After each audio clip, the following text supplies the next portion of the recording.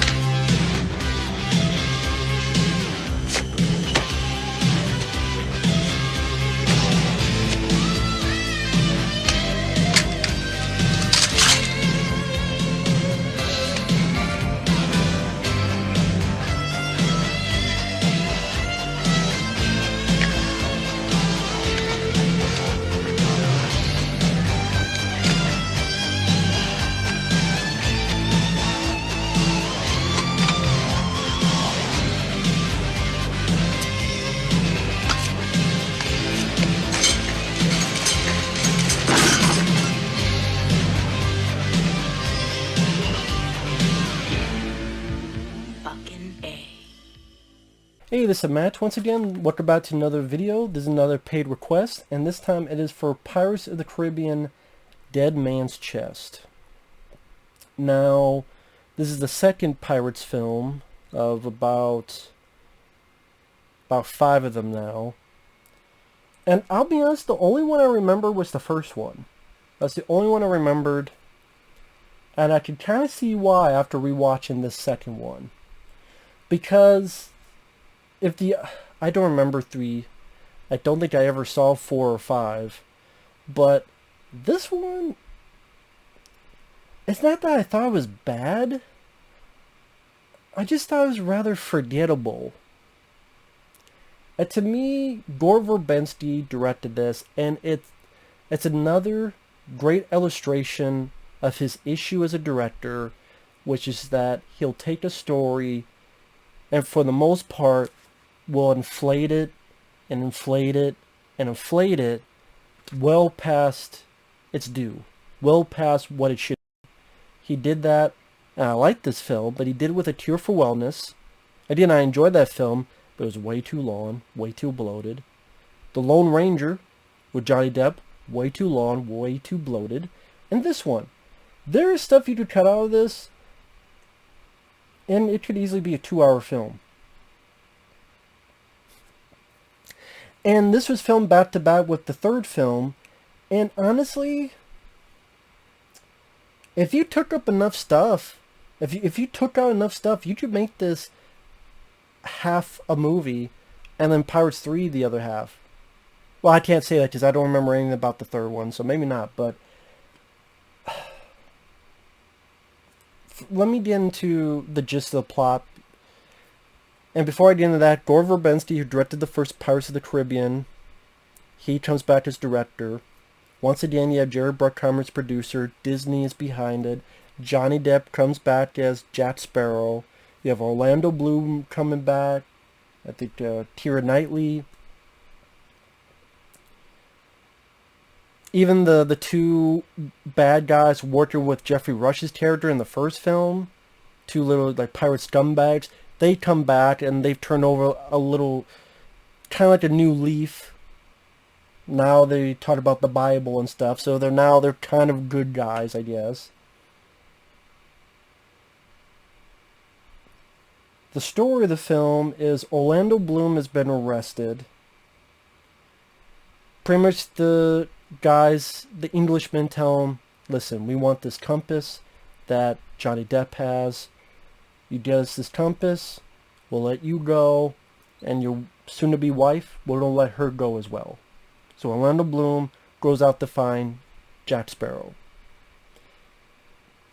Sometime later, our Keira Knightley's father, probably Jonathan Pryce, who was in the first film, he was in Jumpin' Jack Flash with Whoopi Goldberg as the voice of Jack, and then you see him at the end. He was the bad guy in Tomorrow Never Dies. the father gets her out of jail, and then she goes off trying to find Orlando Bloom. Now, what is Johnny Depp doing? Well, he's with the Black Pearl. He's with the crew they regained at the end of the first movie. And someone comes up to him, Bootstrap Bill, who is Orlando Bloom's father, and he is cursed with the crew of Davy Jones. You know, that whole phrase, Davy Jones' locker. Pretty much saying, hey, Johnny Depp, you made this deal with Davy Jones years and years ago. Well, Davy Jones is coming back and wants to collect on that deal. Because you made a deal that you could be the captain for this many years. Now time is up. So Johnny Depp is looking for the key that goes to this chest. They'll have Davy Jones' heart in it. And if you have the heart, you can control Davy Jones and his crew and pretty much be commander of the seas. And for Johnny Depp's case, you know, maybe get out of this deal.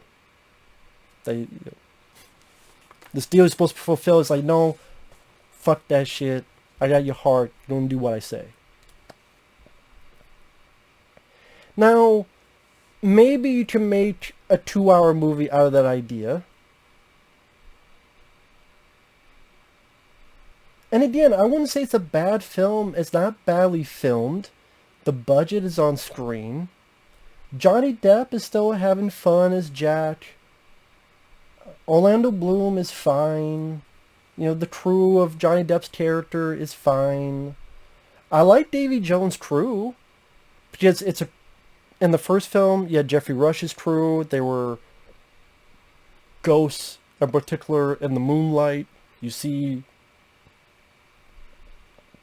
their bones and their rotting flesh and skeletons, but without the moonlight they look normal. Here, Davy Jones and his crew all are aquatic in some way, whether part octopus or a hammerhead shark or a coral reef. I like that design. I like the look of that crew. I thought that was pretty cool, pretty neat. Granted, yeah, a lot of it's done CGI, but I still like the design. I thought it looked rather cool, and not something I got to see every day. And, you know, made it a little bit different from the bad guys in the first movie. So I do like that idea.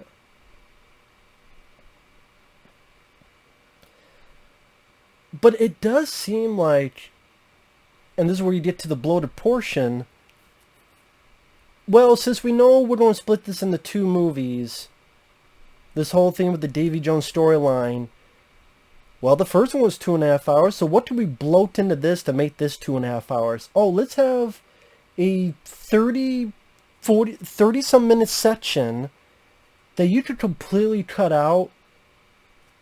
It would not affect the story at all. And that's the section where Orlando Bloom looks for Johnny Depp, gets to this island. Also, those 2 scumbags from the first movie who escaped from jail, they also get to this island, along with the dog with the keys in its mouth. And now they found religion. And it's an island where Johnny Depp and his crew are kidnapped by cannibals. Cannibals that feel that Johnny Depp is a god, and that, well, we're going to cook them and eat them to get the god from this form to another form, while some of the crew that's left, are hanging in these balls made out of bone. And then Orlando Bloom gets caught and just put in there as well. And then just this extended sequence where the crew are swinging back and forth, and they grab it, and there's 2 big balls, and they're both climbing, and one's going to try to reach the other height, because one of them's like, oh, we're going to fuck over you, and we'll take the ship ourselves. And then one fucks up, and then Johnny Depp's being cooked, but then he gets out of it. And Johnny Depp still has the thing on his back, so he'll like fall down a cavern, and because this big stick, this big pole is tied behind his back, he gets caught but then he keeps rolling down the rope, and then he stops upside down, and then he rolls some more, and then he falls like through 6 or 7 fucking bridges. Pooh, pooh, pooh, pooh, pooh, pooh. And then lands on the ground, and somehow fucking survives. He fell so high, he went through like 6, 7 fucking bridges. But he's perfectly fine. I get it. This is not realistic. I get it. This is escapism. But I'm like, come the fuck on. If you could survive falling through 7 fucking bridges, what danger can be posed anymore on Captain Jack Sparrow? While the Orlando Bloom and the men are in the ball, and they're like somehow fucking American gladiators, da, da, da, da, da, da, da, da, and they're rolling across the plains while they're inside this big ball, as if they're fucking like a mouse, just going over. And I'm watching this, I'm going, you know what? All this could be cut out. I wouldn't say it's bad. It's just, I guess I would ask people, was it really worth it having this 30-40 minute sidetracked side mission before we get back to the main plot? I'm sure it was meant to be put in there to say, hey, this is going to be a fun, exciting action scene. And instead it's like, okay.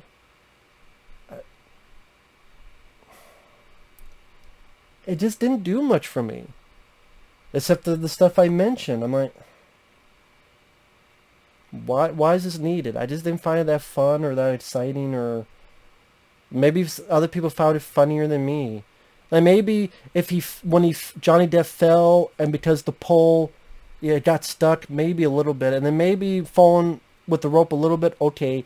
But then again, Gore Verbinski has to go that extra mile, not 1 or 2 bridges. Fucking 6, 7 bridges. He just keeps. It's like Gore Verbinski doesn't know a stop button. He doesn't know pause. Like, wait, Gore Verbinski, fucking wait. Time out to stop. Ease down, Ripley. Ease down. You're grinding metal. Ease down.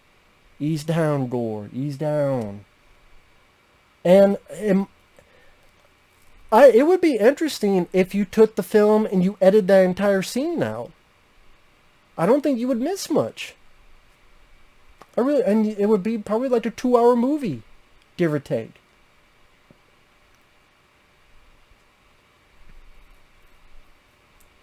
Because then they see this voodoo witch doctor who Johnny Depp knows, tells a little bit of what's going on, the Davy Jones heart in a chest.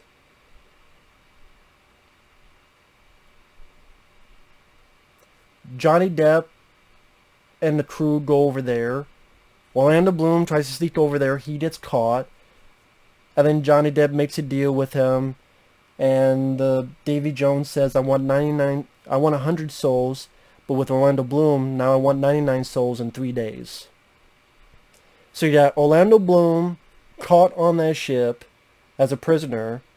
And that stuff wasn't too bad. Because again, I like the crew. I like the designs. Davy Jones has like a squid face, but he's got like a lobster hand. I did like the hammerhead shark. That was a neat design. And also Stellan Starsgard, who I've seen in other stuff too. I think he was in Thor, The Exorcist, the beginning. He plays Bootstrap Bill, and he's part of the crew. And the father sees his son, Orlando Bloom, and their interactions were fine and brought, a decent, I don't want to say heart to it, that's saying too much, but a decent bit of the story that makes it different from the first one. Because in the first film, Orlando Bloom talked about his dad. Now he finally gets to meet his dad, and his dad does mean well, and his dad is best for his son, and then the son's like, I will come back for you. I will not abandon you. So it's a nice little relationship there. I would say that's one of the better parts of the film, at least for me. Decent advancement Orlando Bloom's character, as well getting a bit more about Bootstrap Bill, which we heard about in the first film, but get to see and know a bit more about him and his history, where he had led up to. That was nice to witness.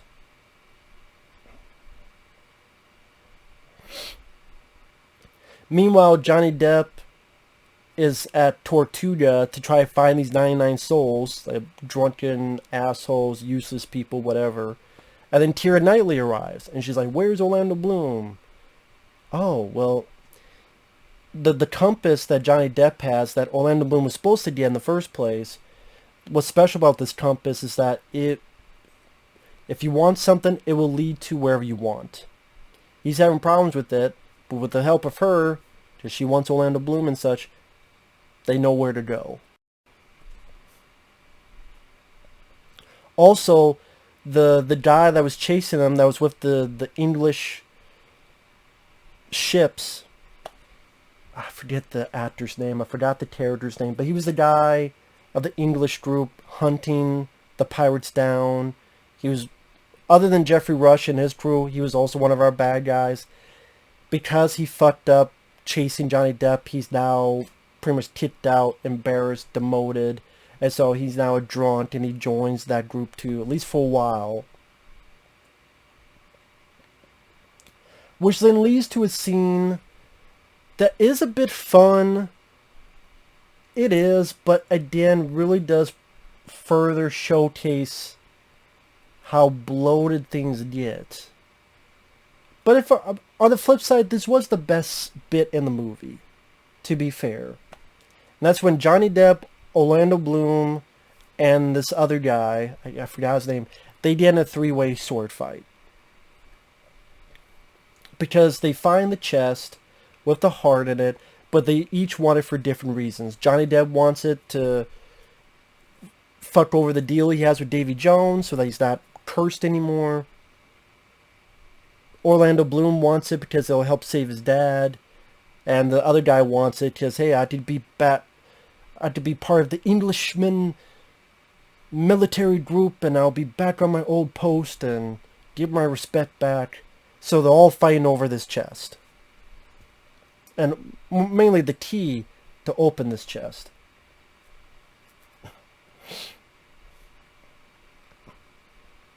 And it's a sword fight that goes on the beach, and it goes all through the jungle, and it goes to this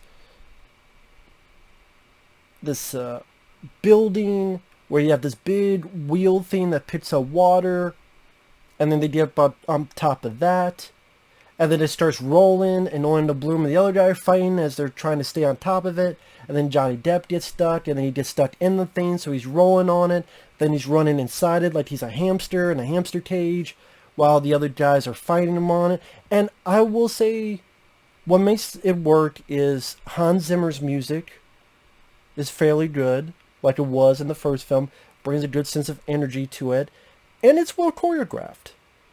Putting all this together where, okay, Johnny Depp is going to be here, he gets caught here, he gets released here, the key gets lost, it got caught on this part of the wheel, Johnny Depp's getting that, oh, now Orlando Bloom has at this point, now the other guy has at this point. The way it's all staged and choreographed is fairly well thought out, in my opinion. The effects of the wheel going and the way the people interact with it, looks like a lot of it's done for real. It's not all on a computer. And mixed in with the music, like I said, it is the best part of the movie. But it's, even with that said, it's very bloated, and it kept going and going, and you're going, it's like, okay, this is good, when is it going to end? And meanwhile, Keira Knightley and those two guys from the first movie, the scumbags, they're all trying to get the chest, and then they're escaping from the Davy Jones bad guys.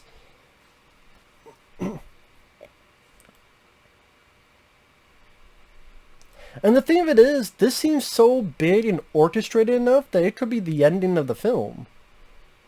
And in a way, that kind of takes away from the ending of the film, because the ending of the film, after all that happens is this creature named the Kraken is attacking Johnny Depp's ship.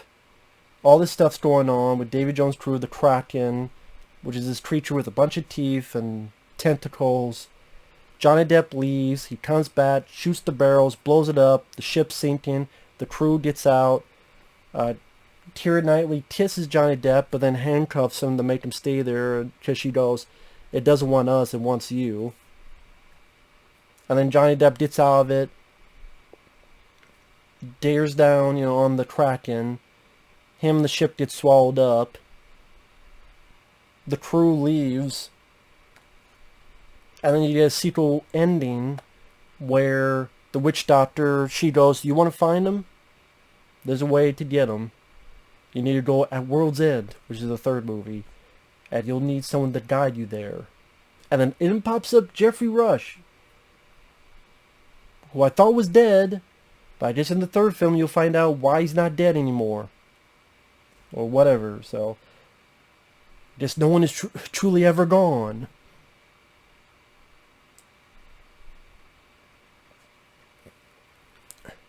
I don't know, the first film, in a weird way, it's long too, but in a weird way, it felt more focused than this.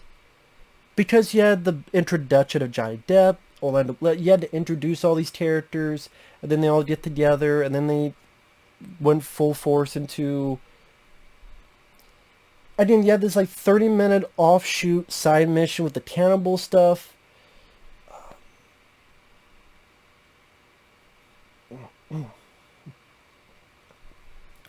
It just was...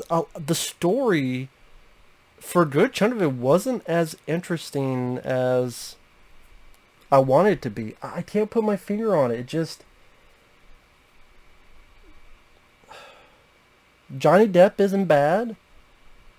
But maybe it's one of those things you see him act like Jack Sparrow. It's like, oh, that's peculiar, that's interesting, that's weird, that's quirky.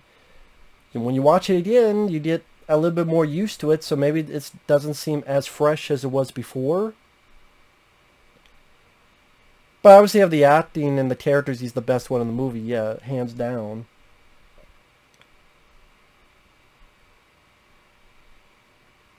Like I said, the production is fine. The Davy Jones crew is cool to look at. The battle on the spinning wheel thing, well staged, looks cool. Nice music by Hans Zimmer.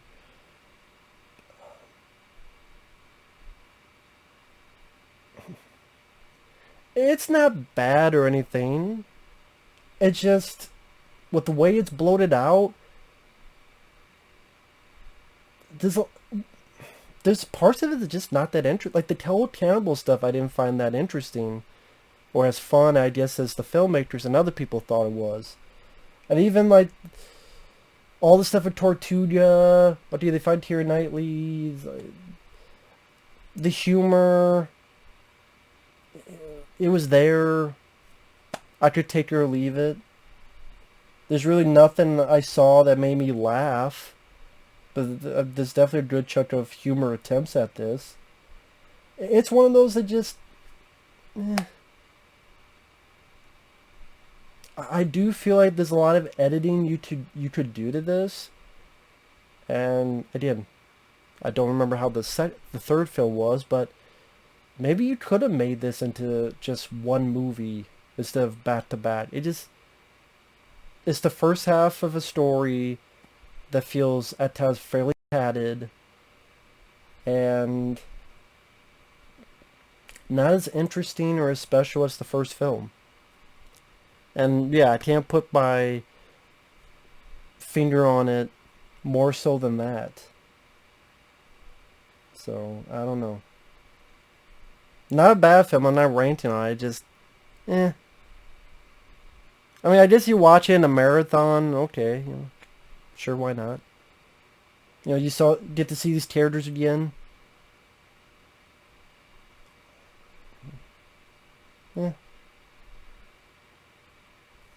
I've seen much worse sequels. I've seen much worse movies, so it's alright. It's okay. But yeah, the action bits, I would say the that scene I mentioned with the wheel, that's the one big action scene in the movie I truly enjoyed. The rest of it, the stuff with the Kraken, eh. The stuff with the cannibals, I mean, really, I just don't think it was that exciting of a film compared to the first movie. And like I said, not as focused of a story, and felt more bloated. Has the same amount of running time, but felt more bloated than the first movie. Maybe that's just me, though. So with that said, thanks for watching. We'll see you guys later. Bye-bye.